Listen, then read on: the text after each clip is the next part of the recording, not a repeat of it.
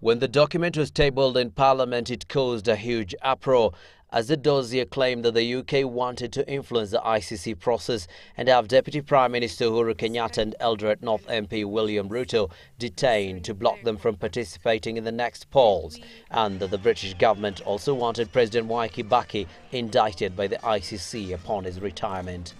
It has been proved that it was a forgery. Then we cannot allow a discussion on a forgery to remain in the Hansard of this House. And I request the member to table evidence from NSIS saying that indeed this document is fake. Speaker Kenneth Marende could not make a ruling on the authenticity of the dossier then. I can't determine whether or not a document is a forgery. There are other arms of government which could do so. The Parliamentary Committee on Defence and Foreign Relations has been probing the matter, and Police Commissioner Mathew Iteere and CID Director Ndegwa Muhoro appeared before the committee Tuesday. The police bosses say investigations have so far hit a dead end.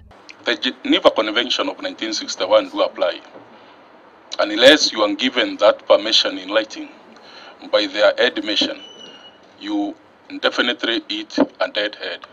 You go by what they tell you. And there is the note verbal from the British High Commission in that report. Iteere told the committee that police officers probing the matter have made little headway because the UK has dismissed the dossier, and the diplomats mentioned in the correspondence cannot be questioned by Kenyan police. On one side, we have a foreign government which has a policy that should not comment on leaked, and I'm using the word leaked document. It's not really addressing itself to the purported document that was tabled before the House, the floor of the House. On the other side, we have a member of Parliament who tabled this document on the floor of the House, whom citing the privilege and immunities, we cannot really get far.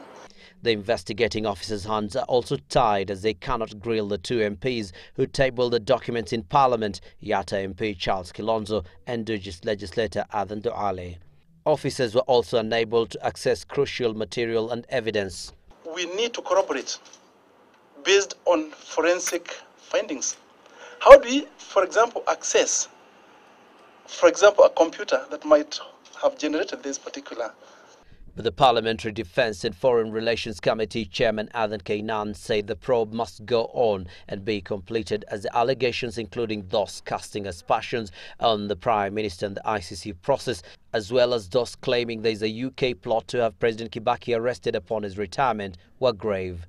So it is in your own interest as a commissioner, as the man in charge of our internal security, that this issue is comprehensively concluded. Because people might base what is likely to come on this document. If the result is comes somewhere closer actually to what is predicted in the document, then people will say, you see, we said the commissioner did not do this. Police say the investigations into the matter are still open, but have warned that the challenges they face meant that there was little chance of making any headway. Abdi Osman, Citizen Live at 9.